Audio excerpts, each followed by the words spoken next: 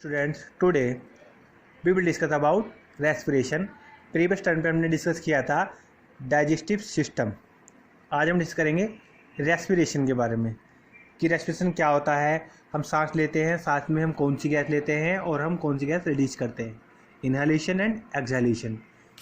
तो हम जब सांस लेते हैं तो हम कौन सी गैस लेते हैं, ऑक्सीजन लेते हैं, और रिलीज कौन सी करते हैं, कार्बन डाइऑक्साइड। अब बात करेंगे इंट्रोडक्शन की। In our body occurs two types of reaction, involve breakdown and other involve synthesis, catabolic reaction or anabolic reaction. The sum total of these reactions constitute the metabolism of an organism. The metabolism indicate the how much active an organism. We have discussed nutrition, discuss भी कर चुके हैं हम। The food material taken in during the process of nutrition is used in cells provide the energy for base life. This process of breakdown of food material cells release energy is known as cellular energy. अब बात आती है देखो cellular respiration की। जब हमारे body में respiration होता है तो उसमें क्या रहता है, जो भी हम खाना लेते हैं उसको ब्रेक डाउन करके हमें क्या मिलती है, एनर्जी मिलती है। और खाने को ब्रेक डाउन किस में हो जाता है, 6CO2 प्लस H2। जैसे कि हमने सेलुलर रेस्पिरेशन में दिखाया गया है, it is an oxidising and energy releasing process during which glucose is oxidised other with the help of free oxygen produce carbon dioxide and HO2 in the H2O और in the absence of free O2। ठीक है। अब जब in absence of oxygen, जब carbon dioxide percent में यही process होता है तो उस केस में बनता है alcohol. Glucose break into the ethyl alcohol, release the carbon dioxide plus energy. Carbon dioxide दोनों जगह बनती है but in absence of oxygen.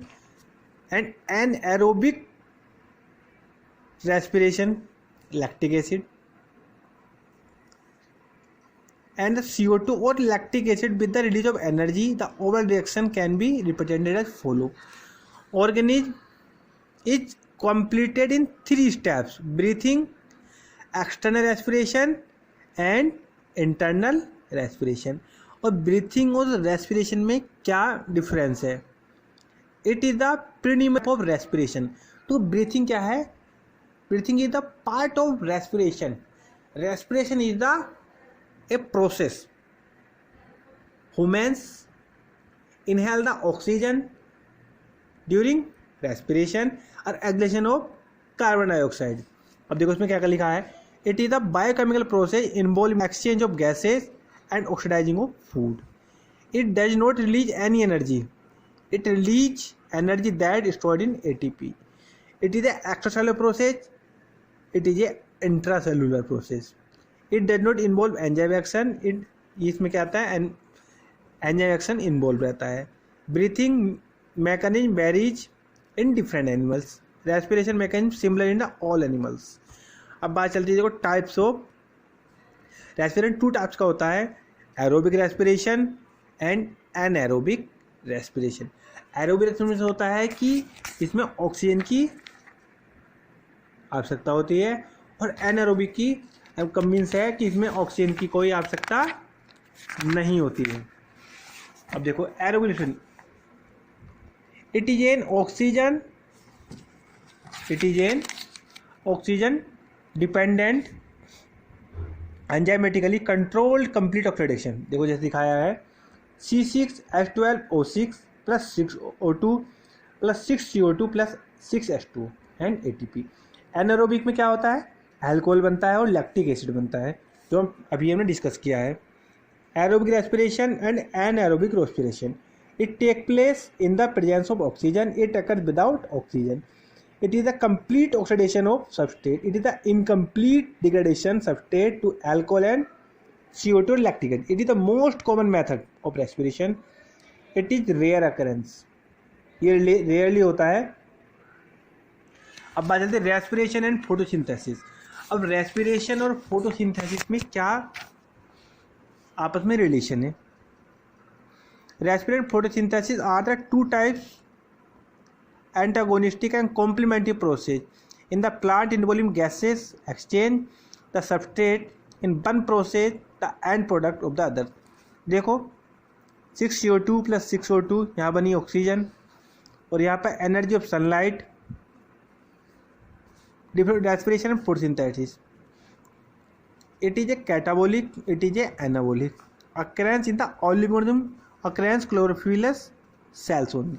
It take place in the at all time. It take place only in the day. अब बात चलती है respiration in plants. भाई respiration तो इन प्लांट्स में होता ही है क्योंकि plants are the living things. भाई हम सब जो लिविंग थिंग्स सभी हैं जो सांस लेते हैं, एक्सक्रीशन करते हैं, डाइजेशन करते हैं और रिप्रोडक्शन करते हैं. All are the living things.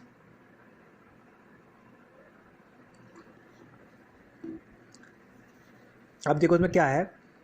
The rate of respiration is high in the actively growing region while it is low in the mature region of the plant body. अब plants में respiration होता कैसे है.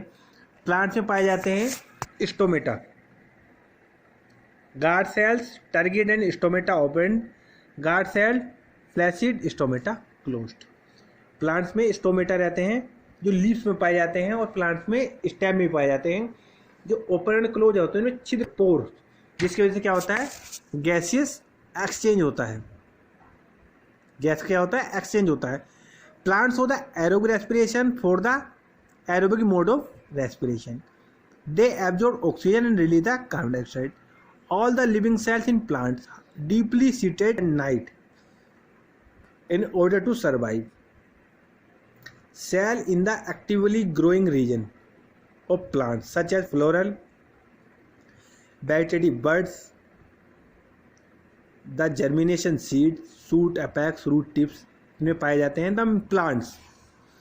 The gas exchange mechanism is very simple. The air diffuse in plants through the stomata of leaves and stem. जो मैंने बताया है कि जो स्टोमेटा रहते हैं वो कहाँ में पाए जाते हैं, या तो लीव्स में पाए जाते हैं या फिर स्टेम में पाए जाते हैं.